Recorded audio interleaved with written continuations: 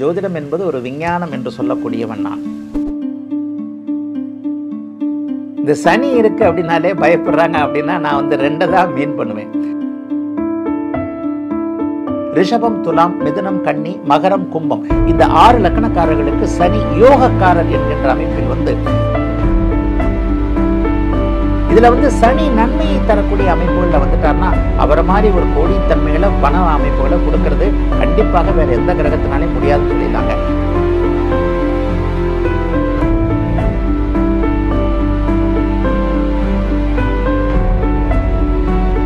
இந்த சனி இருக்கு அப்படின்னாலே பயப்படுறாங்க அப்படின்னா நான் ரெண்டை தான் மீன் பண்ணுவேன்.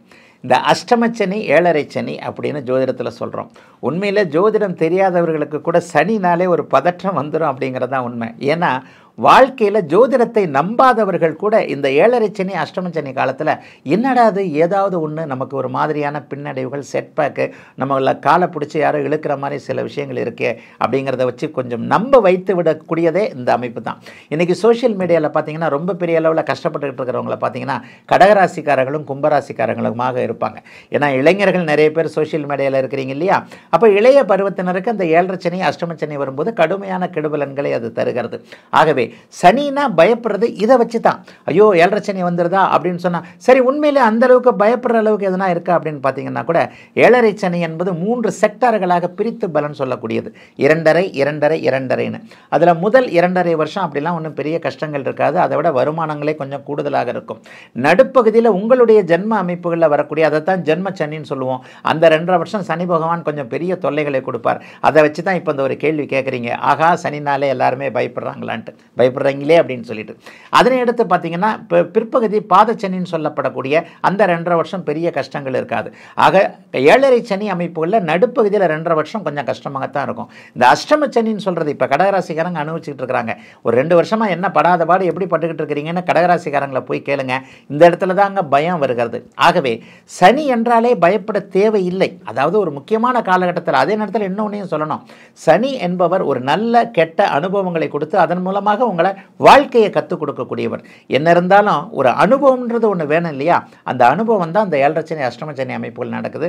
அதனால் சனினால் பொதுவாக பயப்பட வேண்டாம். சில பல அனுபவங்களை கொடுத்து வாழ்க்கையை கற்றுக் கொடுப்பவர் அவர் என்பதே ஒரு உறுதியான நல்ல தகவலாக கண்டிப்பாக இருக்கும். எல்லா ராசிக்காரர்களுக்கும் பொதுவான பலன் இருக்குது அப்படின்றது உண்மைதான். அதாவது உலகத்தில் கிட்டத்தட்ட 700லேருந்து 800 கோடி பேர் இருக்கிறோம். ஒரு ராசியைச் சேர்ந்தவர்கள் சுமாராக 65லிருந்து 70 கோடி பேர் கண்டிப்பாக இருப்பார்கள். ஏனென்றால் உலகத்தில் இருக்கக்கூடிய ஒட்டுமொத்தமான 800 கோடி பேரை நீங்கள் 12 பாகமாக 12 ராசிக்காரர்களாக பிரிச்சிங்கன்னா எல்லாருமே 65லிருந்து 70 கோடி பேராக வர முடியும். ஆக எல்லாருக்குமே பொதுவான ஒரு பலன் என்பதை இந்த பொது பலனை தான் ராசி பலனை சொல்கிறோம். ஆனால் எங்களுடைய ஜோதிட அமைப்புகளில் கொஞ்சம் நுணுக்கமான சில விஷயங்கள் ஜாதகம்னு சொல்லுவோம். அவரவருக்கென்று தனிப்பட்ட ஒரு அமைப்புகள் இருக்கின்றன, அதைத்தான் நாங்கள் ஜாதகம்னு சொல்கிறோம். எல்லாருமே ஒரே நேரத்தில் பிறந்துறதில்லை. இல்லைங்கய்யா இன்னைக்கு இவர் இந்த நேரத்தில் தான் பிறந்தார், அவர் அதே நேரத்தில் பிறந்தார் அப்படின்னு சொன்னால் கூட இன்னொன்று ஒரு இடத்துல இடிக்கும். என்னன்னா இடம்னு சொல்லுவோம். எவர் ஒருவரும் ஒரே இடத்தில் ஒரே நேரத்தில் பிறப்பதில்லை. ஜோதிடத்தில் இந்த ஜாதகத்தை கணிக்கிறதுக்கு தாங்க நாங்கள் ஒரு 3 விஷயங்கள் சொல்கிறோம். தேதி, இடம், நேரம். எந்த நாள், எந்த இடம், எந்த நேரம்.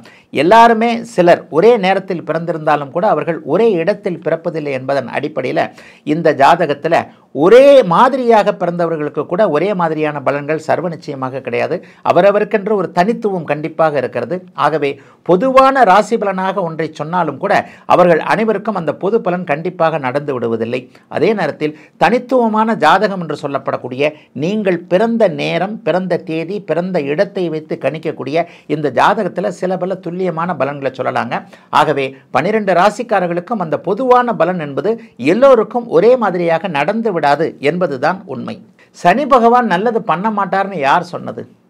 6 லக்கணங்கள் இருக்கின்றன. உலகத்தில் 12 லக்கணங்களாக 12 பிரிவுகளாக மனுஷரை பிரித்து வச்சுருக்கிறோம். இதில் எல்லாருக்குமே சனி கெடுதலை செஞ்சிடறதில்ல. அதில் இன்னும் ஒன்று சொல்லிடுறேன். 9 கிரகங்கள் இருக்கிறது. 9 கிரகங்களும் நன்மையை செய்யும்னு சொல்ல முடியாது. 9 கிரகங்களும் தீமையை செய்யும் அப்படின்னு சொல்ல முடியாது. இதில் 9ல் நீங்கள் உங்களுக்கான உங்கள் பிறந்த நேரத்திற்கு ஏற்றாற் போல உங்களுடைய ஜாதக அடிப்படையில் 4 கிரகங்கள் நன்மையை செய்யும், 4 கிரகங்கள் தீமையை செய்யும், ஒரு கிரகம் ரெஃப்ரி மாதிரி நடுவாந்திரமாக நன்மையும் தீமையும் கலந்து செய்யும். இதுதாங்க உண்மையான ஒரு ஜோதிடமாக ஒரு ஜோதிட சுருக்கம்னே இதை சொல்லலாம். இதில் சனி நன்மையை தரக்கூடிய அமைப்புகளில் வந்துட்டார்னா அவரை மாதிரி ஒரு கோடித்தன்மைகளை பண அமைப்புகளை கொடுக்கறது கண்டிப்பாக வேறு எந்த கிரகத்தினாலே முடியாதுன்னு சொல்லிடலாங்க.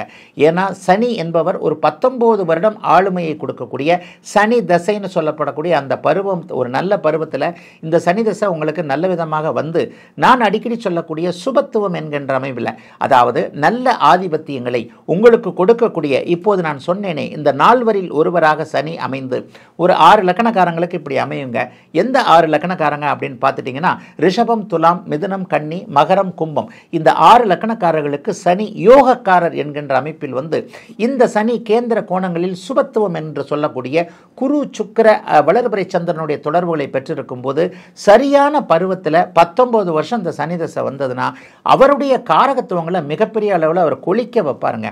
சனியின் காரகத்துவங்கள் என்னன்னு பார்த்தீங்கன்னா பெட்ரோல் போன்ற அமைப்புகள், மது போன்ற அமைப்புகள், இரும்பு தொழில் செய்யக்கூடியது, ஹார்ட்வேர்ஸ் செய்யக்கூடியது, மண்ணுக்கு கீழே கிடைக்கக்கூடிய கனிம வளங்கள் சம்பந்தப்பட்ட விஷயங்களில் மிகப்பெரிய கோடீஸ்வரராக ஆக்குவது, ஆட்டோமொபைல் என்று சொல்லப்படக்கூடிய கார், பைக் போன்ற விஷயங்கள், கருப்பு நிறமுள்ள தொழில் அமைப்புகள், தோல் பொருட்கள், இவைகள் எல்லாமே சனியோடைய சார்ந்ததுங்க.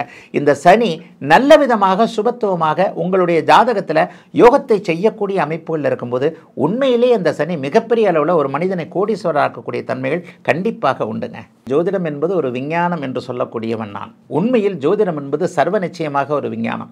நீங்கள் இந்த பார்வை அந்த பார்வை என்று எடுக்காமல் ஒரு நிலையில் என்ன நடக்கிறது என்பதை ஒரு மாதிரியான கிரக அமைப்புகளோடு புரிந்து கொள்ள முயற்சித்தான்.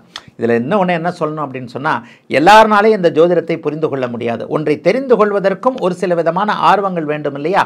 ஒருவருக்கு ஒன்றில் ஆர்வம் இருக்கும், இன்னொருவருக்கு இன்னொன்றில் ஆர்வம் இருக்கும். புதன் வலுத்தவர்கள் என்று சொல்லப்படக்கூடிய சில கிரக வலு அமைந்தவர்கள் இந்த ஜோதிடத்தை விஞ்ஞான ரீதியாக கண்டிப்பாக புரிந்து கொள்கிறார்கள். நடப்பது அனைத்தும் ஏற்கனவே நிச்சயிக்கப்பட்டது என்றுதான் ஜோதிடம் சொல்லுது. அதைத்தான் இப்போது நீங்க கேள்வியா கேட்குறீங்க. என்ன நடந்தாலும், நேற்று நடந்தது, நாளை நடப்பது, இன்று நடந்து கொண்டிருப்பது அனைத்தும் முன்பே எங்கோ ஓரிடத்தில் தீர்மானிக்கப்பட்டது, அதை அனைத்தும் மாற்றவே முடியாது என்கின்ற நிலையில் அனைத்துமே விதியின் அடிப்படையில் சயின்டிஃபிக்காக நடக்கிறது என்பதைத்தான் ஜோதிடம் வேறு வேறு பாஷைகளில், வேறு வேறு மத கிரக வடிவங்களில், வேறு வேறு விதமான அமைப்புகளில் சொல்லுகிறது என்பதாங்க உண்மை. ஆகவே சயின்டிஃபிக் என்பதையும் ஜோதிடம் என்பதையும் வேறுபடுத்தி பார்க்க வேண்டாம். இரண்டும் உண்மையாக ஒரு ஜோதிடத்தை விஞ்ஞான ரீதியாக உணர்ந்தவருக்கு இதனுடைய உண்மை அர்த்தம் கண்டிப்பாக தெரியும்.